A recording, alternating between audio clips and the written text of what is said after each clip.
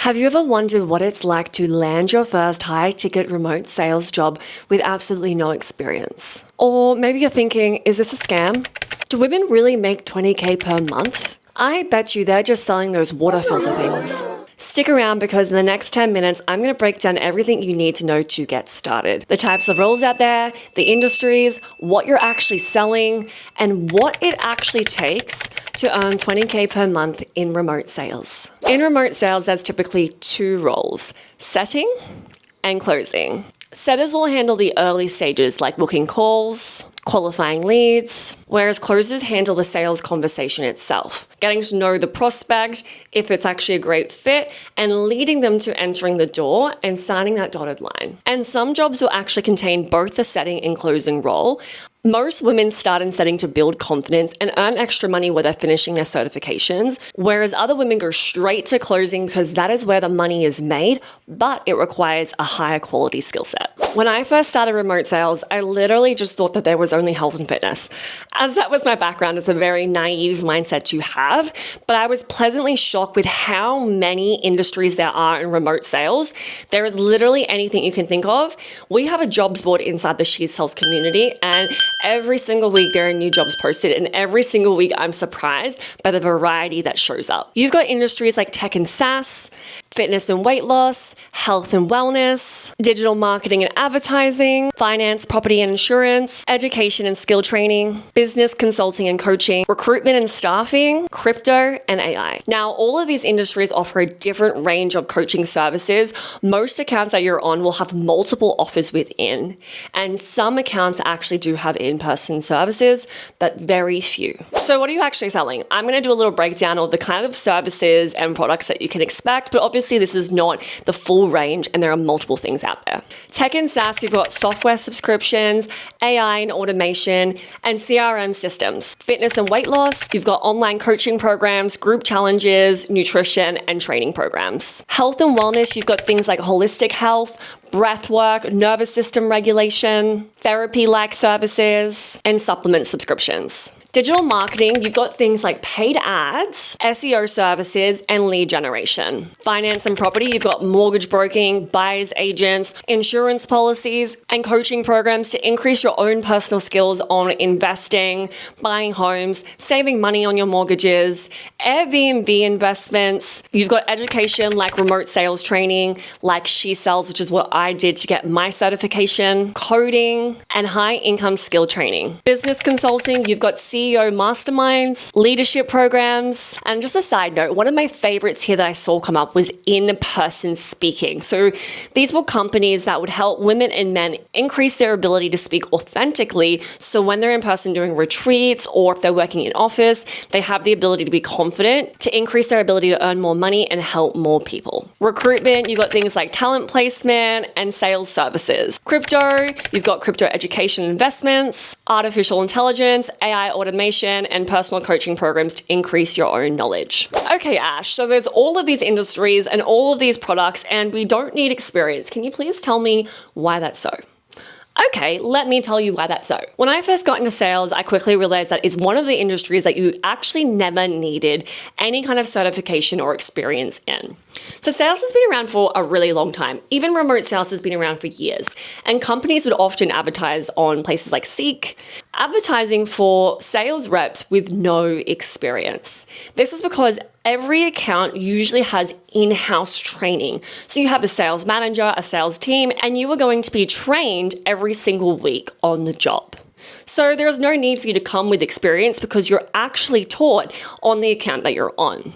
So back in the day, a great application would just be someone who has hunger, a drive to work, a drive to make money. Basically, they would say, I would do whatever it takes to be the best. And that one singular sentence would often land you a job over someone who actually did have experience, but a lack of willingness to learn. That is one thing I've noticed since being in the industry is companies are looking for people who are coachable, who want to learn, who want to sharpen their skill set. So as long as that is your absolute desire, then you will be absolutely fine as long as you communicate that.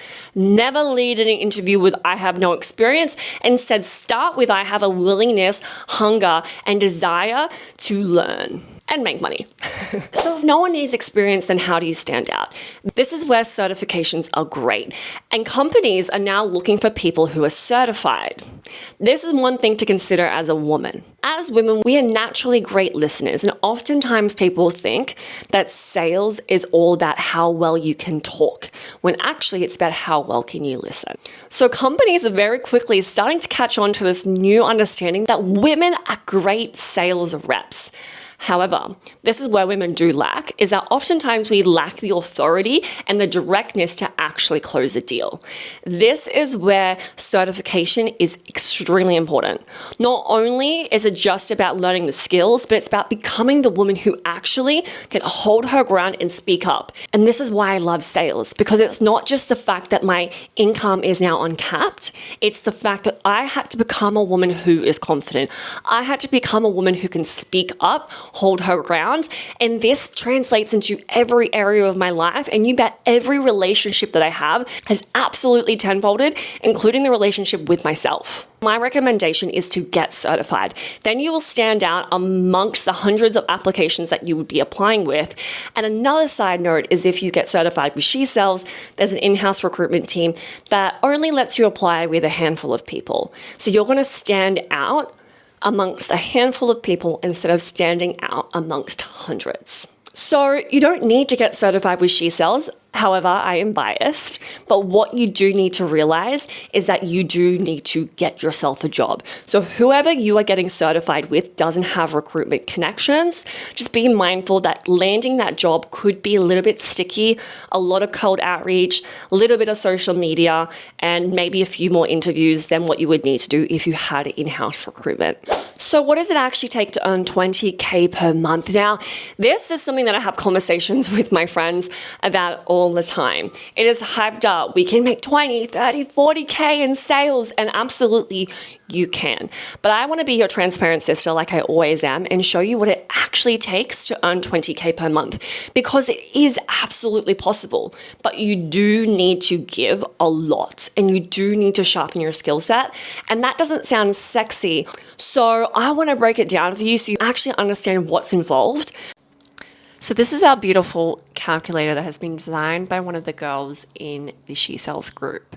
Originally, I wanted to do this video with a screen recording with my little head in the corner, but I'm having some tech issues. So excuse me if it's a little bit boring, but I'm going to run you through it anyway because I don't have the patience to wait until tomorrow to record this video again.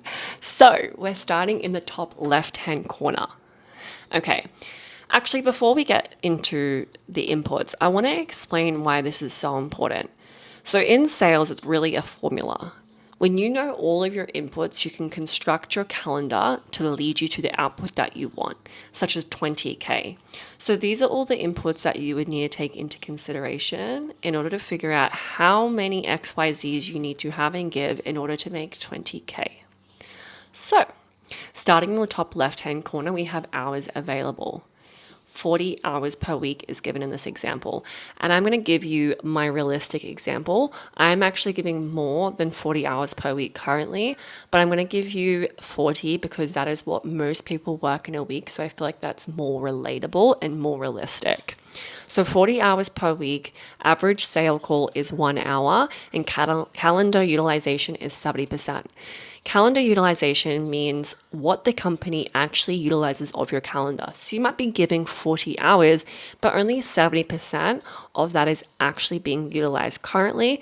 And this can vary depending on things like marketing and ads or organic content on social media.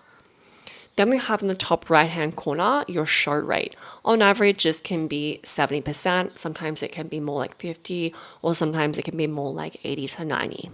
Your close rate on average is going to be 30%. Once again, if you're someone who upskills consistently, you could be sitting at a close rate of more like 50 or 40%. So now we're looking in the bottom left-hand corner, we have our average sale price. It's typical in the industry to be selling products around 10K. You can be selling things more on the lower end around 2 to 5K or on the higher end at 20, 30K plus. You then have a look at your cash collected upfront. It's really important to understand that you get paid commission on the cash that is collected upfront. So what that means is usually in high ticket sales, we have things called a pay in full. So you've paid in full as the prospect. You have an in-house payment plan. So the payment plan might be 12 months. You pay every single month. The total amount is broken down into 12 payments. Then you can also have things like financing where the company is paid in full, but you as the prospect are financing the amount over things like 12 months, 36 months, and beyond. So then your commission is on average going to be 10%, sometimes 15% if you're looking at bonuses or you're in a company that's offering something slightly higher, or you're looking at around 5% if you are a setter, or you could be looking at 5% if you have a base rate as a closer. So in this example, the average commission that is made on a sale is $800. Now we're going to look at our output. So all of those inputs lead us to the output of 20K. Now, Ash, I thought the ad said to me I could be earning 20K at 20 hours per week or 25 hours per week, but you've just told me you're working 40 hours per week. Well, let me break it down. So what happens in high ticket sales is that you give the company X amount of hours. So when you take into things like your show rate, calendar utilization, it will determine out of those 40 hours how many you actually work. So in this example, you've given 40 hours, but you've only actually had 28 of those hours booked. And then with the show rate, you've actually only got 20 of those calls that have showed up. Then you've only actually closed at 30%, so you've only closed 6 of those deals. That might not sound like much, but it still landed you at 20K per month. So what do you do in the rest of those hours? Well, you can be doing things around the house, like doing the washing, preparing dinner, preparing lunch, tidying up, all the bits and pieces that we, as women, as you would know, sometimes falls to the wayside. So that is one of the flexibilities and time freedoms that we have with remote sales, is that we can fit in the little bits and pieces in our day. Of course, as well, you can go and do other things, but it is important to understand that in that free time, if you want to be a beyond average closer and you want to know that your skill set is getting you paid as much as you possibly can, then I would advise to upskill. I would advise to do things like role play with AI, role play with other sales members, head to team trainings, invest in a program when you can go to trainings and upskill with certifications.